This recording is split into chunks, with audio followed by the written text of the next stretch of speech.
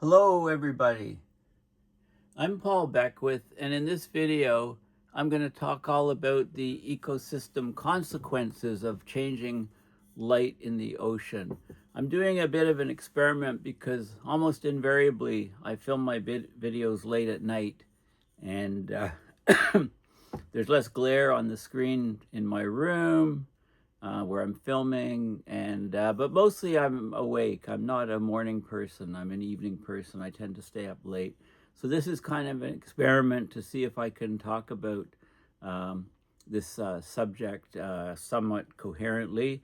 I've got my trusty COP29 Baku, Azerbaijan water bottle in solidarity for a green world. So let's get right to the this new peer-reviewed paper that was just released on this topic. Of course, my background before climate stuff is in optics, laser physics, so all about light and so on. So this is a diagram from the paper I'm talking about. The title is Climate Change Impacts on Ocean Light in Arctic Ecosystems. So you've got sunlight coming in here. You've got some direct sunlight hitting the ocean at various angles. The reflectance of light from on any surface depends on the angle of incidence. So you've got light coming down at normal incidence and at glazing angles. Some of the light goes into clouds and gets scattered, and then you get diffuse light, unpolarized light scattered in all different directions. And of course you have ozone taking out parts of the spectrum of light because it's shortwave radiation, it's called. So it's a spectrum of light, visible light, anywhere from about 0.4 microns to 0.9 microns, 0.85 microns, something like that. And then you have UV and infrared. So the different spectra of light is affected differently by ozone and other gases in the atmosphere. So you've got the water. If there's waves on the water, white caps, those are white. So the reflectivity of the water increases. The angle of incidence increases because the light's hitting, sloped wave, the slopes of the waves rather than just flat water.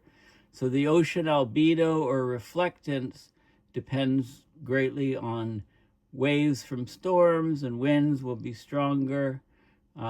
Leading to changes the ocean albedo. Okay, and of course the angle of incidence I've mentioned. Then you get reflectance. You've got the snow. You've got sea ice and snow on top of it. So that has a high albedo, high reflectance, unless it's wet. So we've got R is the reflectance, and you also have absorption of sunlight and the heat into the ice and snow to melt it. So you got the snow here on top of the ice, different optical properties of those. And then you get light going into the ocean. So what happens? Well, it's absorbed sequentially, like the color of the light, the wavelength of the light determines the absorption. The absorption in the ocean is much higher for longer wavelengths. So the reds get absorbed in the first 5-10 meters. Then the oranges, yellows, the greens go much deeper, and the blues go much deeper into the water. You've got chlorophyll-a from phytoplankton in the surface layers. So that can make the ocean look greenish, and that changes the absorption. And if you're below the chlorophyll, you get less light going down, of course, if more is absorbed up higher. You get warming of the ocean, so you get stratification of the layers. The salt content's important. There's all these feedback loops between the light and the ice and snow. Like with more and more sunlight, you get less clouds, more and more sunlight hits the surface. There's feedback loops as we get less sea ice and less snow cover on land. Well, in the case of less sea ice, you get more warming. That further reduces the sea ice, so you get this Arctic temperature amplification effect. And the visibility, of course, the ice and snow block the light from going into the water. The light will penetrate deeper into the water without snow and ice. So more light increases the visibility of the biosphere for feeding. Like you have the phytoplankton, the xenoplankton eating them, fish seeing it. Fish can see their food; they're going to eat more of it. More chlorophyll can reduce visibility due to shading and attenuation. And then you get the different, like here's eggs from a type of creature, and of course those can absorb the light, the UVB light. So really low wavelength, small. The ocean's blue because blue, penetrates deeply down into the ocean. That's what's coming back to our eye that we can see, the blue light. UVB light, increases in UVB light lead to reduced survival in early life stages of fish eggs, larvae, juveniles, because the UVB can harm can change the DNA, it can change the molecular structure in the eggs. It can break bonds, molecular bonds, because it's high, the photons of UVB light are more intense and can do damage. We know it can damage our skin, cause sunburn. So we put sunblock on to absorb the UVB so it doesn't penetrate through our skin. We don't get burned. We wear sunglasses, polarized, because there's different polarizations.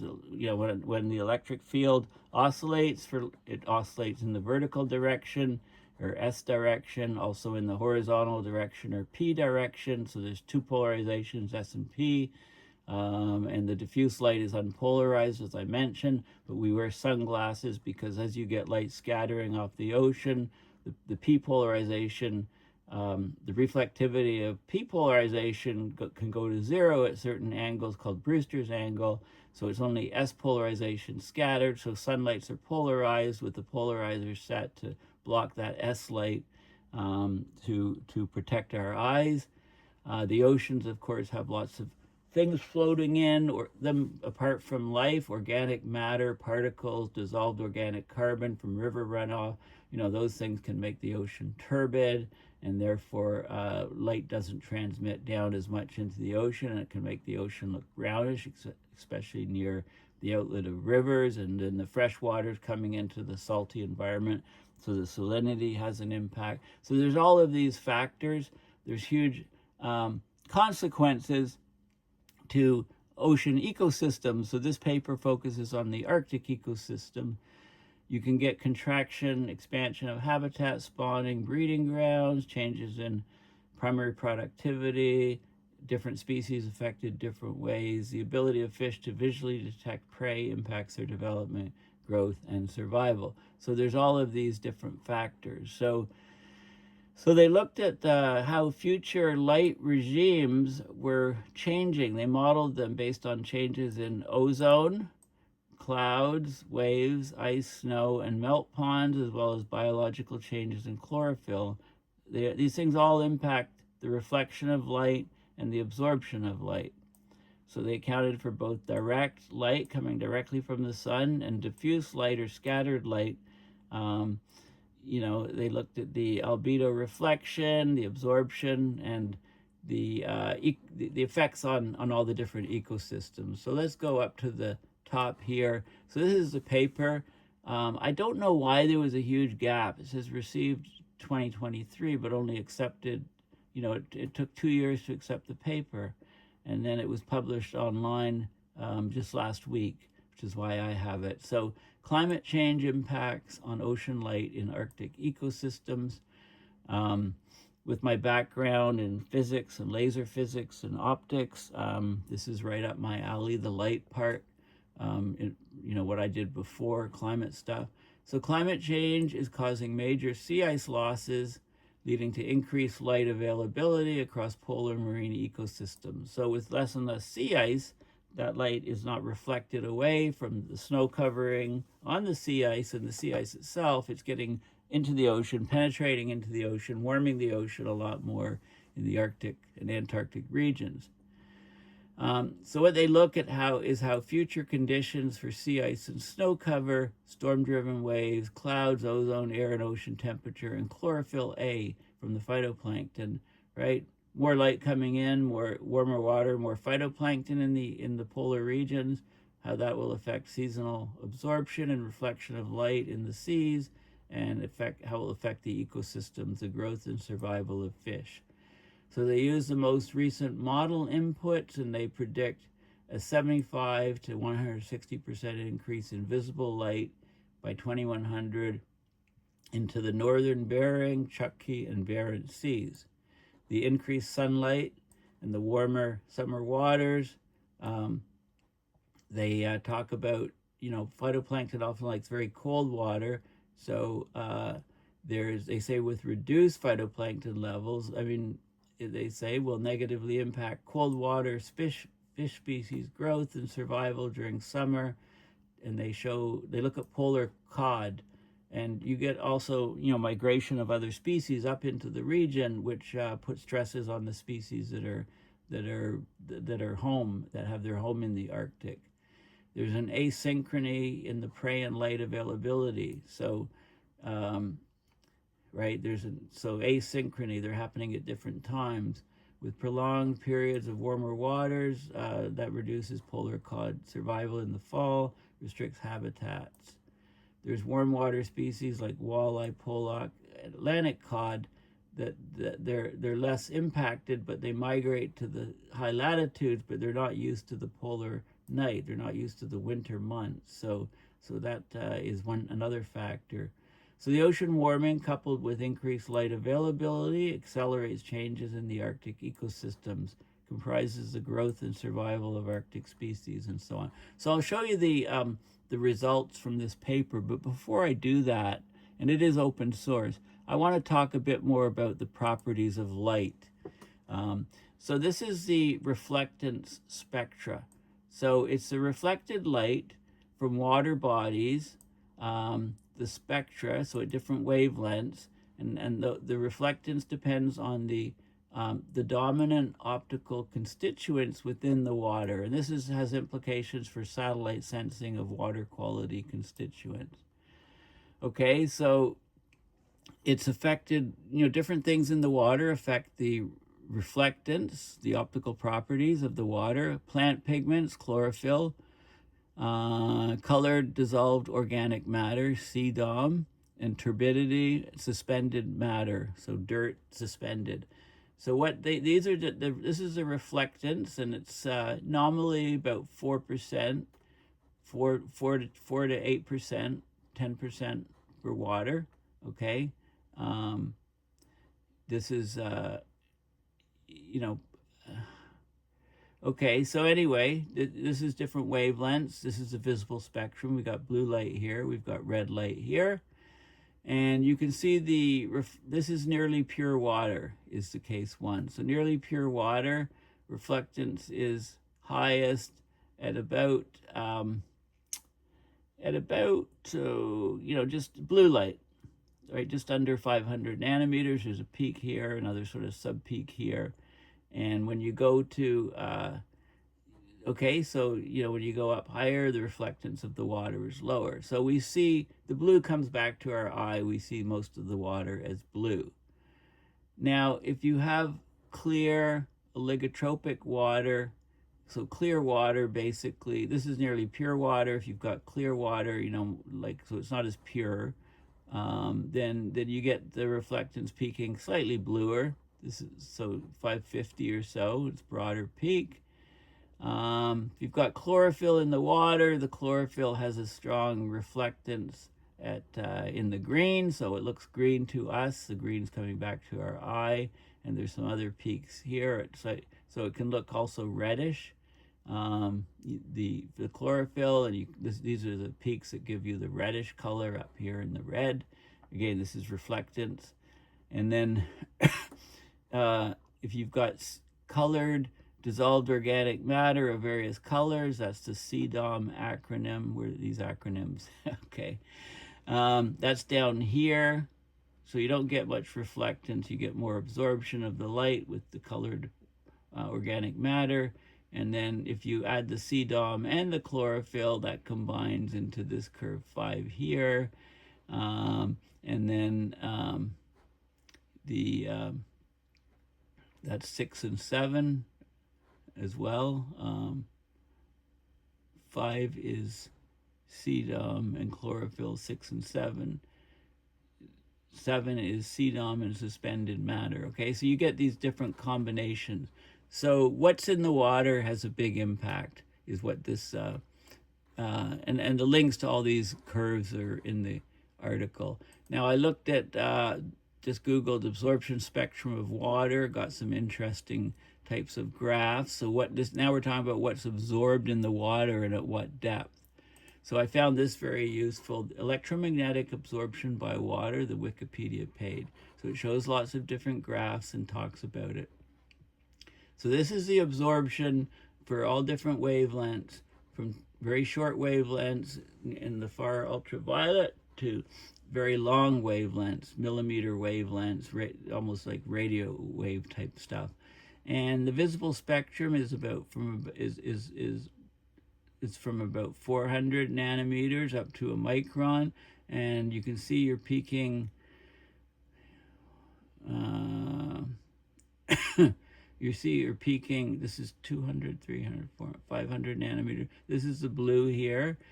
Absorption is the smallest for the blue wavelength. So so the oceans look blue. And then when you go up the spectrum from blue up to red, the absorption increases. All scuba divers know this. Okay, why does the water absorb the light? And it's the water. This is the H2O, the 2 hydrogens on the oxygen. You get these fundamental vibration modes of water, and that affects so that makes it very frequency dependent, the absorption of water. So you get this is called OH, this is the oxygen to hydrogen. OH, this is symmetric stretching. So they're both going out, coming in, pulsing this way. That's a certain absorption band.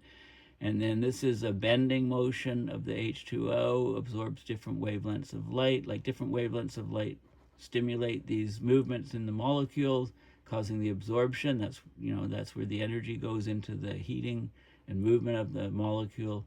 And this is an asymmetric stretching. One comes out, the other's coming in, different wavelength. So there's different molecular vibrations which give rise to absorption bands. And this is the result for water. I like this image because what it shows you is this is the absorption coefficient and for water, pure water, and it shows you that the infrared doesn't make it very far into the water. It's absorbed in the very first surface layers because absorption is high. Red penetrates down a bit further, and then the yellow goes, the green goes, light blue and purple, those penetrate deeply because the absorption is the lowest for those particular wavelengths. And I don't know is there another plot here? No, it's the next one. Right here, there's colors that a scuba diver sees with depths. This is an image I liked here. So this shows you, this is the depth. So this is the spectrum, the visible spectrum of light. And so this is how far red penetrates into the water. Red's absorbed in the first, 10 meters or so. Yellow gets further, green, blue, and so on, because the absorption is lowest down here for the greenish and the bluish colors. They penetrate down. This is 50 meters, 100 meters, 150 meters. They penetrate down 150 meters or so, 500 feet or so, the blue color, and then it goes completely dark. How do fish use color to their advantage? Well, they can see their different species, and if they see certain colors better than others, they can see deeper down in the water. How fish see. Now I mentioned something called Brewster's angle. So this is the angle of incidence from normal for light.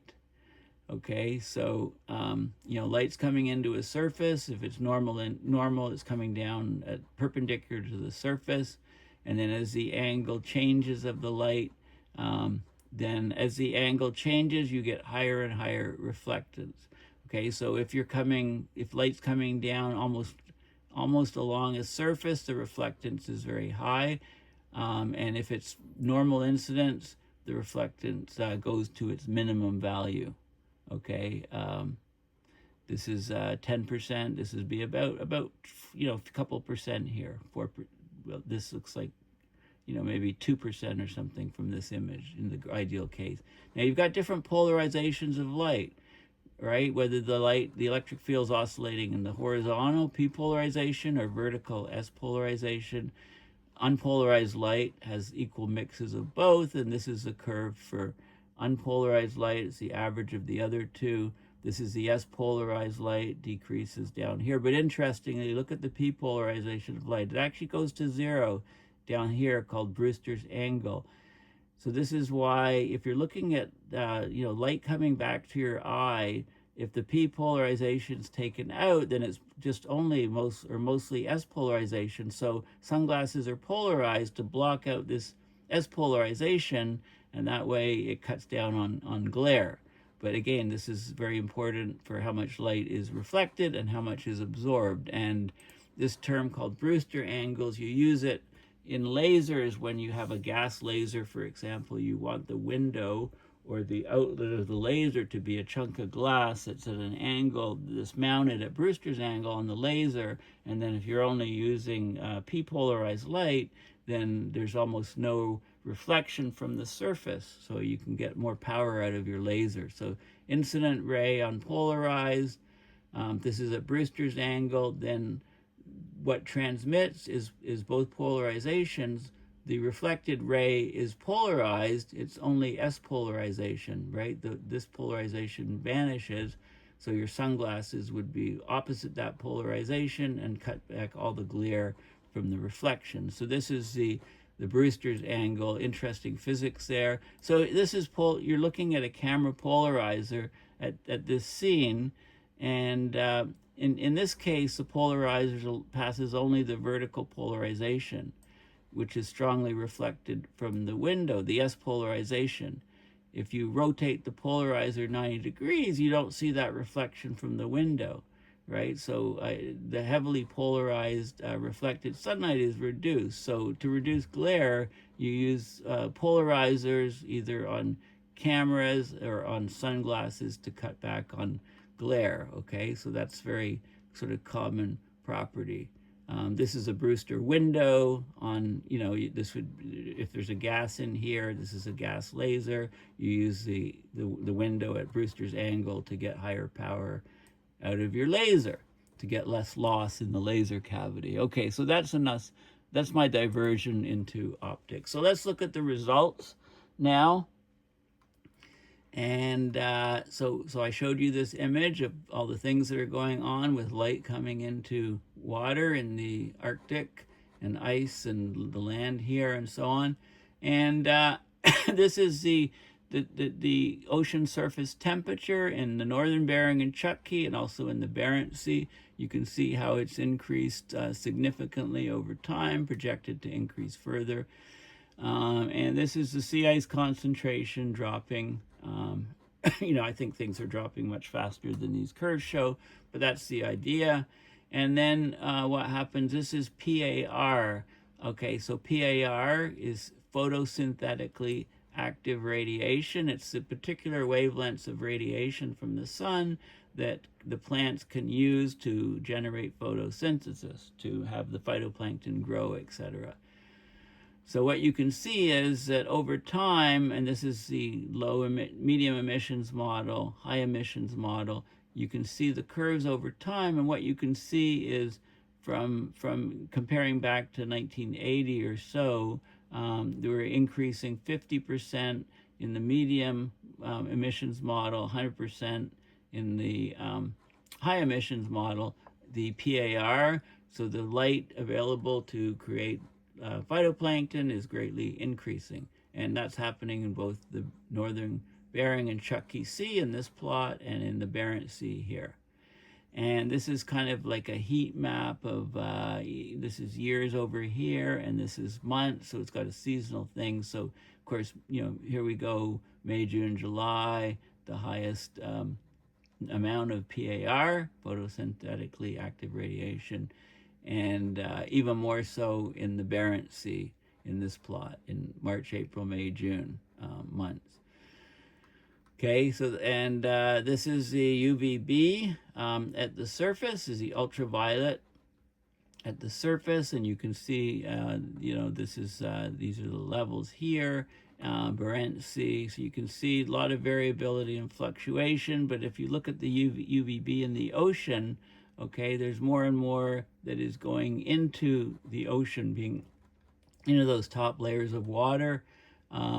This is a total column ozone expected to, this is the mid scenario and high scenario, expected to change and affecting the absorption. And then we can go to this. What here is, this is the change in temperature in the ocean. Okay, so this is the in degrees Celsius, going through the different decades, and you can see, you know, huge changes, huge increases in ocean temperature. In both, this is it both in the Barents Sea. We've got a peak here about 6.2 in August, and here a peak of about 4 in August. This is for the Northern Bering Chukchi Seas. And then you can see how the corresponding, how the plankton is expected to vary. And I'm not sure they did this plot correctly, because I don't, I don't really, anyway, we know that the chlorophyll increases, changing chlorophyll. Okay, so, and then they show, so then they look at changes in months with above freezing temperature. So more and more months, you know, as there's less and less sea ice, and there's therefore less snow cover, darker Arctic conditions, there's Arctic temperature amplification. So the number of months above freezing increases, the months per year is increasing in both the Bering and Chukchi Seas. Okay, which changes the ecosystem. And then they looked at specific responses to, I think this was the larval growth for polar cod, how temperature, ice concentration, and light affects egg survival. So the polar cod are in trouble as more and more warm water infiltrates, and then there's a lot of competition from Atlantic cod.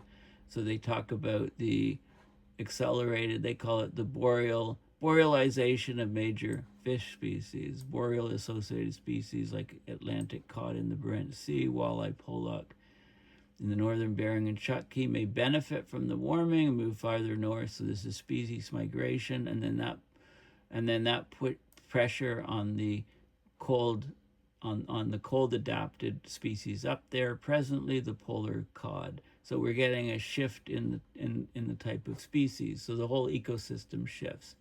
Okay, so anyway, it's a very, very interesting paper. If you're interested in how light interacts in the environment, then this is the paper for you. So thanks for listening. Please go to my website, paulbeckwith.net, and donate to PayPal to support my research and videos. Thanks again. And let me know how my morning videography experiment works out, whether it was incoherent or coherent or somewhere in between, quasi-coherent. So thanks again, and bye for now.